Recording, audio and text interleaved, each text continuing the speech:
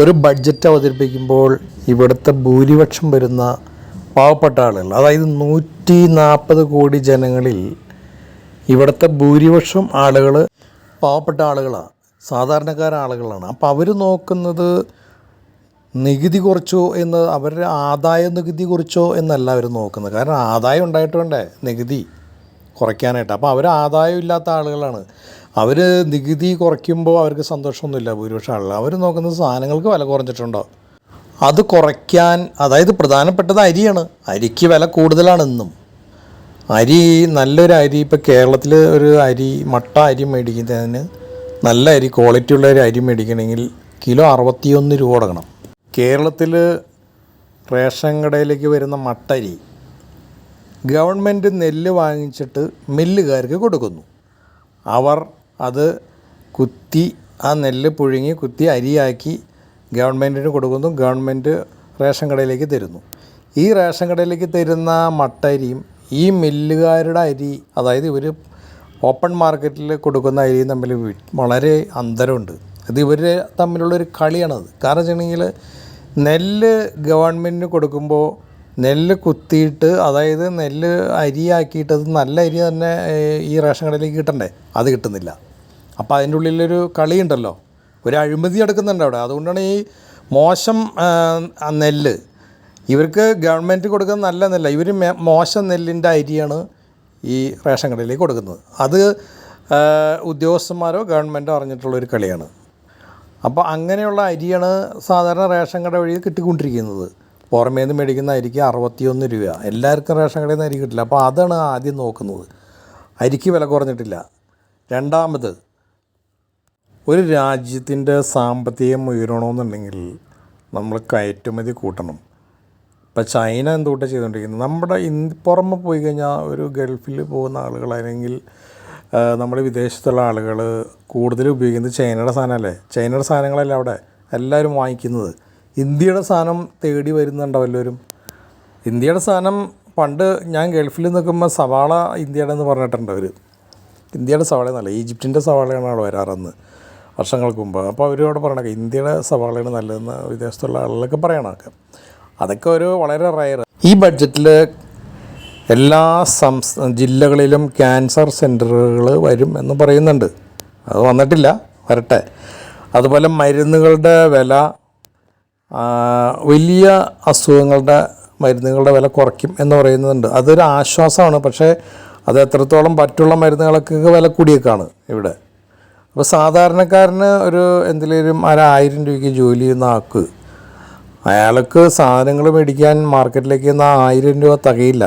പിന്നെ ആളുകൾ സാധാരണ നോക്കുന്നത് സിഗരറ്റിന് വില കുറച്ചോ. സിഗരറ്റ് വലിക്കുന്ന ഒരുപാട് ആളുകളുണ്ട്. സിഗരറ്റിന് വില, ഒരു പാക്കറ്റ് സിഗരറ്റിന് ഇപ്പോൾ എന്താ വില സിഗരറ്റ് വലിക്കുന്ന ആൾക്ക്.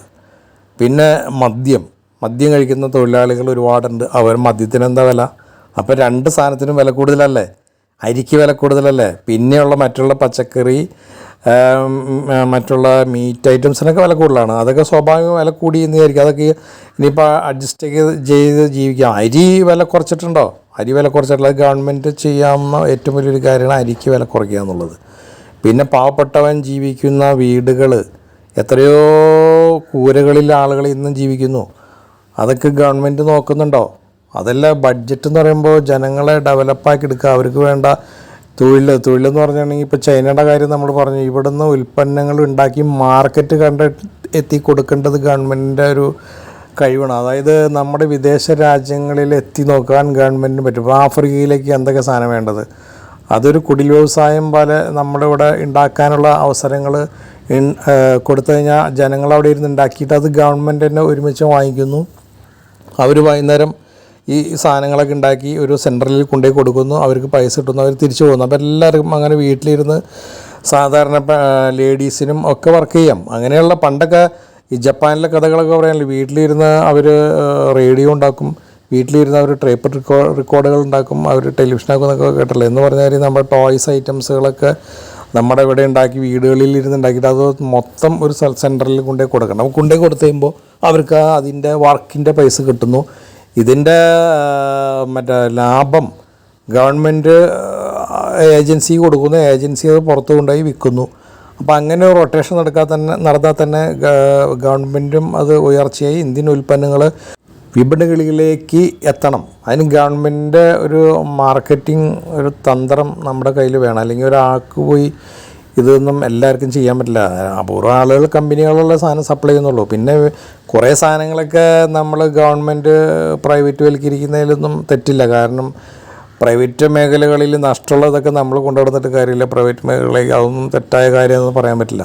പക്ഷേ സാധാരണ ജനങ്ങൾക്ക് ആശ്വാസകരമായിട്ടുള്ള ഒരു ബഡ്ജറ്റ് വരണം. അവർക്ക് ദൈനംദിന ജീവിതത്തിൽ വരുമാനം വേണം. അതുപോലെ സാധനങ്ങൾ വില കുറച്ച് കിട്ടുകയും ചെയ്യണം. എന്നാലേ അവർക്ക് സന്തോഷം ഉണ്ടാവുള്ളൂ. അതിന് മുതിരാതെ നമ്മൾ അയൺ ബാറ്ററിയും അതുപോലെ ലിഥിയം ബാറ്ററിക്ക് വില കുറച്ച ആളുകൾ എന്ത് ചെയ്യും? അത് തിന്നാൻ പറ്റുമോ?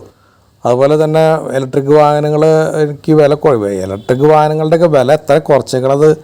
ഇതിൻ്റെയൊക്കെ മുടക്കുമുതൽ ഒരു മോട്ടർമേണ് ബോഡി വെച്ചത് ഓടണത്, മറ്റുള്ള എൻജിൻ മുതലല്ലല്ലോ. ഇത് സെക്കൻഡ് ഹാൻഡ് വിറ്റ് കഴിഞ്ഞാൽ ഒന്നും കിട്ടില്ല ഈ വണ്ടിയൊക്കെ. ആ വണ്ടിക്ക് പണ്ട് പറഞ്ഞത് ഇറങ്ങണേക്കായി മുമ്പ് നിതിൻ ഗഡ്കരിയൊക്കെ പറഞ്ഞ് വളരെ വില കുറച്ച് കൊടുക്കുമെന്നുള്ളതാണ്. അതൊന്നും കുറച്ചല്ല കൊടുക്കുന്നത്, നല്ല വിലയുണ്ട്. പിന്നെയെന്ന് വെച്ചിട്ടുണ്ടെങ്കിൽ നമ്മുടെ ഈ രാജ്യം ഇപ്പോൾ കേരളത്തിലൊക്കെ എറണാകുളം ജില്ലയിലാണ് ഏറ്റവും കൂടുതൽ വണ്ടിയുള്ളത്. അതിനുള്ള സൗകര്യങ്ങൾ നമുക്ക് ഇൻഫ്രാസ്ട്രക്ചർ അത്രയും വളർന്നിട്ടില്ല. ഇപ്പം എല്ലാ റോഡിൻ്റെ മുകളിൽ കൂടെയും ഫ്ലൈ ഓവറുകൾ പോകുന്ന സമയമായി നമുക്ക്. പക്ഷേ റോഡുകൾ തന്നെ എല്ലാ സ്ഥലത്തും ഇനിയും ആവാനുണ്ട്. പല സ്ഥലങ്ങളിലും പാലങ്ങൾ വരാത്തതുകൊണ്ട് ബ്ലോക്കുകളിൽ കൂടി ജനങ്ങൾ ഇങ്ങനെ ബുദ്ധിമുട്ടി ഇങ്ങനെ പോയിക്കൊണ്ടിരിക്കുക അവരുടെ വണ്ടികൾ കൊണ്ട്. അതൊന്നും നവീകരിക്കാതെ നമ്മൾ വെറുതെ ബഡ്ജറ്റ് എന്ന് പറഞ്ഞിട്ട് കാര്യം. ജനങ്ങൾക്ക് ആശ്വാസകരമായ 150 കോടി ജനങ്ങൾ 140 കോടി ജനങ്ങളുള്ള നമ്മുടെ ഈ രാജ്യം ഡെവലപ്പാക്കാനായിട്ട് ഏറ്റവും കൂടുതലുള്ള വിപണിയാണ്. നമുക്ക് ഏറ്റവും വലിയ ഗുണമെന്ന് വെച്ചിട്ടുണ്ടെങ്കിൽ ലോകം ഇപ്പോൾ നോക്കിക്കൊണ്ടിരിക്കുന്ന വിപണി ശരിക്കും പറഞ്ഞാൽ ഇന്ത്യ തന്നെ. ഇന്ത്യയിൽ ആണ് ഏറ്റവും കൂടുതൽ സാധനം വിൽക്കാൻ പറ്റുന്നത്. ഇപ്പം ചൈനയെ സംബന്ധിച്ച് ചൈന ഉണ്ടാക്കിയിട്ട് മറ്റുള്ള രാജ്യങ്ങളിലേക്ക് കൊടുക്കുകയാണ്. നമ്മൾ ഇവിടെ അത്രയും സാധനങ്ങൾ ഡെവലപ്പാക്കി കൊടുക്കുന്നില്ല. ഇപ്പം AI കാര്യം പറഞ്ഞു, AI ഒക്കെ ശ്രദ്ധിക്കണം.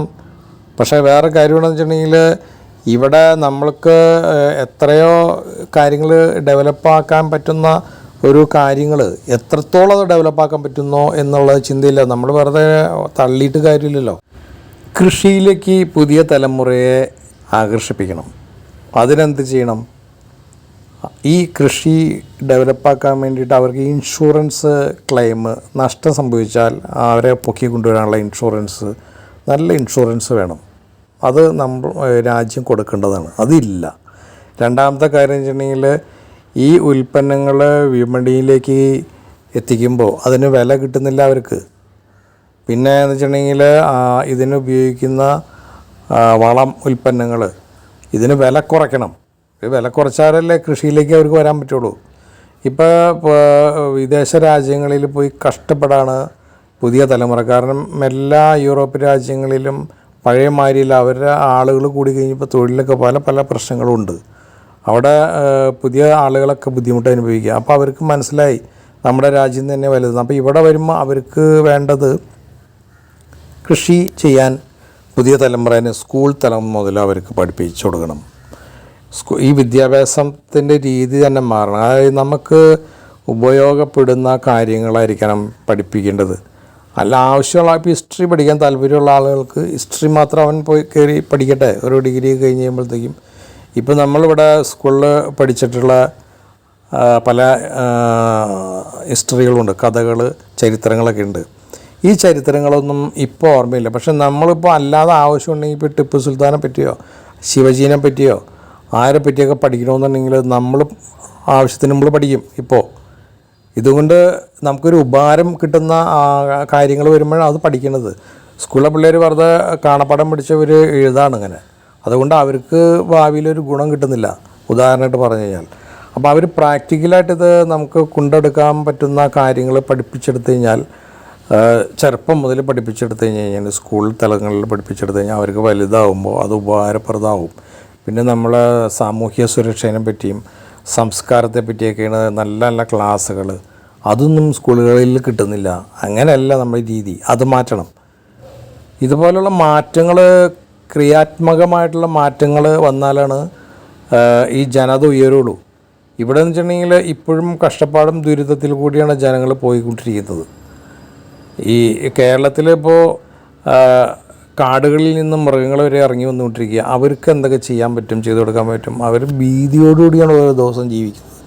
കാരണം വെച്ചിട്ടുണ്ടെങ്കിൽ ഏത് കടുവയാണ്, ഏത് പുലിയാണ്, ഏത് ആനയാണ് നമ്മുടെ വീട്ടിലേക്ക് കയറി വരുന്നത് രാത്രിയൊക്കെ ആകുമ്പോൾ അവർക്ക് പേടിയായിട്ടുള്ള പുറത്തേക്ക് ഇറങ്ങാൻ പറ്റാത്ത അവസ്ഥ. അതിനൊരു പരിഹാരം കാണണം. അതിന് ടെക്നോളജി ഉപയോഗിച്ചിട്ട് എന്തൊക്കെ ചെയ്തു കൊടുക്കാൻ പറ്റും? ജലം എല്ലാ സ്ഥലത്തും എത്തിക്കുമെന്ന് പുതിയ ബഡ്ജറ്റിൽ പറഞ്ഞിട്ടുണ്ട്. അത് എത്രത്തോളം അത് പറച്ചിൽ മാത്രമേ ഉള്ളൂ എന്നുള്ളത് അറിയില്ല.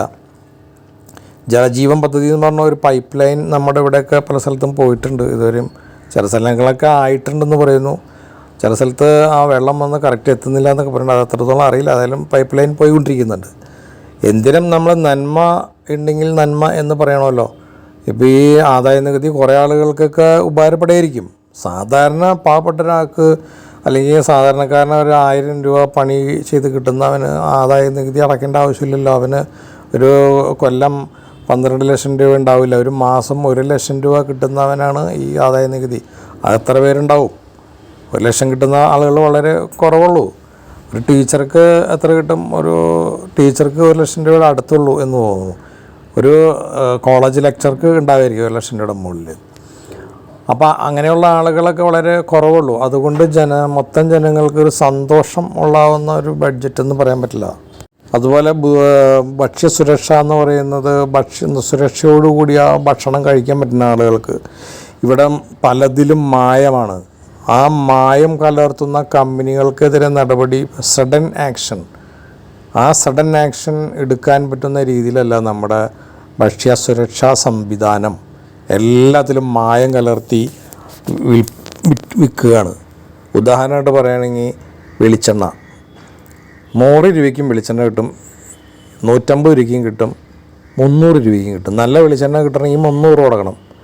ഈ കുറഞ്ഞ വെളിച്ചെണ്ണയിൽ പാരഫിൻ ഓയിൽ കലർത്തി ആളുകളെ പറ്റിക്കുകയാണ്. അതിനെന്തെങ്കിലും നടപടി എടുക്കണ്ടോ? എന്ത് ഡേഞ്ചറാണെന്ന് പറയുമ്പോൾ ഇതൊക്കെ നമ്മുടെ ശരീരത്തിലെന്നാൽ. ഇതുപോലെ എല്ലാത്തിലും മായം കലർത്തി വിൽക്കുന്ന ആളുകളെ നിയന്ത്രിക്കണം. അത് നിയന്ത്രിക്കാൻ ഇതുവരെ നമ്മളെ കൊണ്ട് കഴിഞ്ഞിട്ടില്ല. ഇതുപോലുള്ള നിയമങ്ങൾ കൊണ്ടുവരണ്ടേ?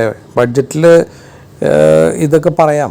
റഷ്യയിൽ നിന്ന് പെട്രോൾ വില കുറച്ച് കിട്ടി, അത് യൂറോപ്പിലേക്കും വിൽക്കുന്നു. നമ്മുടെ രാജ്യത്തും വില കൂട്ടി തന്നെയാണ് വിൽക്കുന്നത്. ഏതാണ്ട് 31% കൂടുതൽ ടാക്സ് ഉണ്ട്. എന്നിട്ടും നമ്മുടെ രാജ്യം കടക്കിണിയിൽ തന്നെയാണ് പോയിക്കൊണ്ടിരിക്കുന്നത്. മറ്റുള്ള രാജ്യങ്ങളെ അപേക്ഷിച്ച് നമ്മുടെ ഇത് കാൽക്കുലേറ്റ് ചെയ്യുമ്പോൾ നമ്മൾ വലിയ ചൈനനെ വിട്ടിച്ചു, അല്ലെങ്കിൽ യൂറോപ്പിൽ അല്ലെങ്കിൽ ലോകത്ത് 5ാം സ്ഥാനമാണ്. നമ്മുടെ വരുമാന സ്രോതസ്സിൽ നമ്മൾ 5ാം സ്ഥാനത്താണ് എന്നൊക്കെ, സാമ്പത്തിക രംഗത്ത് 5ാം സ്ഥാനത്താണ് എന്നൊക്കെ പറയുമ്പോൾ ഇതെങ്ങനെ ഇത് കാൽക്കുലേറ്റ് ചെയ്യണമെന്നൊരു പിടുത്തം ഇല്ല. ഏതിൻ്റെ രീതിയിലാണത് കാൽക്കുലേറ്റ് ചെയ്യണമെന്ന് ഒരു പിടുത്തം കിട്ടുന്നില്ല.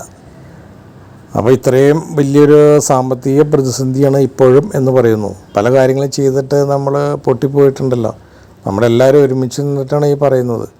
അപ്പോൾ ഈ സാധാരണ ജനങ്ങളുടെ ഒരു സന്തോഷം ഏതെങ്കിലും ഒരു കാലഘട്ടത്തിൽ നമ്മുടെ ബഡ്ജറ്റിൽ ഉണ്ടാവണം. അതല്ല ഏറ്റവും വലിയ കാര്യം. അവർക്ക് വേണ്ട വെളിച്ചം, വെള്ളം, ഭക്ഷണം, ഇതിനൊക്കെയാണ് വില കുറയ്ക്കേണ്ടത്. അത് വില കുറയ്ക്കാനായിട്ട് ഗവൺമെൻറ് ഒരു കാലഘട്ടത്തിലും ശ്രമിച്ചിട്ടില്ല. ബുദ്ധിമുട്ടി ജനങ്ങൾ മുന്നോട്ട് പോയിക്കൊണ്ടിരിക്കുമ്പോഴും സാമ്പത്തിക രംഗത്ത് ഉയർന്നു നിൽക്കുന്ന ആളുകൾക്ക് വാരിക്കോരി കൊടുക്കുന്ന രീതിയിലുള്ള ബഡ്ജറ്റുകൾ വരികയും ചെയ്യുന്നു. അപ്പോൾ ഇപ്പോഴും അങ്ങനെ തന്നെയാണ് വന്നത്. നമുക്ക് അവിടെ ലാഭമുണ്ട്, പക്ഷേ ഇവിടെ കുറേ നഷ്ടമാണെന്ന് പറയും. അങ്ങനെയാണ് എല്ലാ കാര്യങ്ങളും. വലിയൊരു ലാഭത്തിലാണ് അതൊക്കെ ഗവൺമെൻറ് പോയിക്കൊണ്ട് നമ്മൾ കുറേ നഷ്ടത്തിലാണ് ഇവിടെ പോകുന്നത്. അപ്പോൾ അതുകൊണ്ട് പ്രശ്നമെന്ന് പറയും. ഇത് എന്താണ് ഇതിൻ്റെ കറക്റ്റ് കാര്യം? വിദേശത്ത് നമ്മുടെ കുട്ടികൾ പോകുന്നതിന് തടയിടാൻ വേണ്ടിയിട്ട് ഇവിടുത്തെ കേരളത്തിലെ വിദ്യാഭ്യാസ മന്ത്രി കഴിഞ്ഞ ദിവസം പറഞ്ഞു. അതായത് നമുക്ക് ആധുനിക രീതിയിലുള്ള കോളേജുകൾ നമ്മുടെ പിള്ളേർ, വിദ്യാർത്ഥികൾ പോകാതിരിക്കാൻ വേണ്ടി ചെയ്യണം എന്നൊക്കെ പറഞ്ഞു. അതൊന്നുമല്ല, പിള്ളേർ പോണത് അവിടെ അവർക്ക് പണിയെടുത്ത് കാശ് ഉണ്ടാക്കിയിട്ട് അതുപോലെ തന്നെ പഠിക്കുക എന്നുള്ളൊരു ഐഡിയയിലാണ് അവർ പോകുന്നത്. നമുക്കിവിടെ സൗകര്യം കുറഞ്ഞിട്ടൊന്നുമല്ല. അതായത് ഇവിടെ നിന്ന് കഴിഞ്ഞിട്ടുണ്ടെങ്കിൽ അവർ ഉദ്ദേശിക്കുന്ന രീതിയിലുള്ള വരുമാനം ഉണ്ടാവില്ല. അവിടെ ചെന്ന് കഴിഞ്ഞിട്ടുണ്ടെങ്കിൽ പണിയെടുക്കുകയും ചെയ്യാം, അതുപോലെ തന്നെ പണിയെടുത്തുന്ന കാശ് കിട്ടും, അതുപോലെ തന്നെ നമുക്ക് പഠിക്കുകയും ചെയ്യാം. അതാണ് അവരുദ്ദേശിക്കുന്നത്. ഇത് ഇവിടെ നടക്കില്ലല്ലോ, ഇവിടെ നമുക്കത് കിട്ടില്ല. അപ്പോൾ അവരങ്ങോട്ടേക്ക് ഓടാണ്. അപ്പോൾ അതിന് പകരമായിട്ട് ഇവിടെ ജോലി കിട്ടണം പഠിച്ചു കഴിഞ്ഞാൽ. സർക്കാർ ജോലിയോട് ഇഷ്ടപ്പെടുന്നതാണ് ഭൂരിപക്ഷം ആളുകളും, സർക്കാർ ജോലി ഇഷ്ടപ്പെടുന്ന ആളുകളാണ്. പക്ഷെ ഇവിടെ അത് കിട്ടില്ലല്ലോ എല്ലാവർക്കും.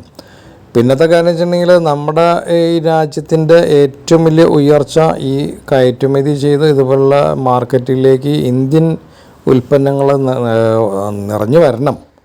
അതായത് വെറൈറ്റി ആയിട്ടുള്ള കാര്യങ്ങൾ എന്താണെന്ന് നമ്മൾ തന്നെ കണ്ടെത്തിയിട്ട് അത് ഉണ്ടാക്കി മറ്റ് വിദേശ രാജ്യങ്ങളിലേക്ക് നമ്മൾ കയറ്റുമതി നടത്തുമ്പോഴാണ് ആ രാജ്യം വളർന്നു വരുന്നത്. നമ്മൾ ഒരു കൺസ്യൂമർ രാജ്യമായി മാറരുത്, എല്ലാം നമ്മൾ വാങ്ങിക്കുകയാണ് എന്നുള്ള രീതിയിലേക്ക് വരരുത്. എന്ത് കാർഷിക ഉൽപ്പന്നങ്ങളാണെങ്കിൽ തന്നെയും നമ്മുടെ ഏതൊക്കെ രാജ്യത്തേക്ക് നമുക്ക് കയറ്റി അയക്കാൻ പറ്റും. അതുപോലെ ഇവിടെ ഉണ്ടാക്കുന്ന മറ്റുള്ള ഇലക്ട്രോണിക് ഉൽപ്പന്നങ്ങൾ, അതുപോലെ IT ഉപകരണങ്ങൾ, ഇപ്പോൾ ആർട്ടിഫിഷ്യൽ ഇൻ്റലിജൻസിൻ്റെ കാലഘട്ടമാണ്. അതിനെങ്ങനെ ഡെവലപ്പാക്കി മുന്നോട്ട് പോകാം എന്നൊക്കെ നമ്മൾ പഠിക്കണ്ടേ.